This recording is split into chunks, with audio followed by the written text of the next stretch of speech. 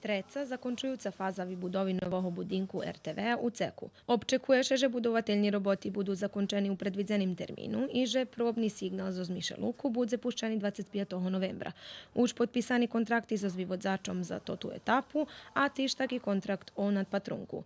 Po zakončenju budovateljnih robotov ušlidzi ušorenje interijera i opremanje za tehniku, že bi uslovija za robotu boli na najljepšim možljivim urovnju. Думам, že slідujúci mešac prejde u tým pririchtovanju, že by sme všetkých našich novinároch, produkcijskú časť i technickú časť pririchtali na toto, že tot budinok od všetkých nás bude vymáhať, že by sme ešte veľa naučili, prispodobili še ku 21.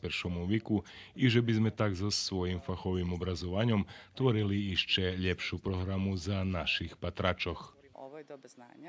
To čas znanja, čas multimediji, a mi musíme predvodziť so všetkým tým, pretože javný medijský servis, jak naša hiža, musí buď stot, ktorý bude príklad novým mladým mocom, mladším od vás, ktorí prichodza i na ktorých še hodno oprec, od medijskej pismenosti, IT pismenosti, kultúry, obrazovanja i tak dalje.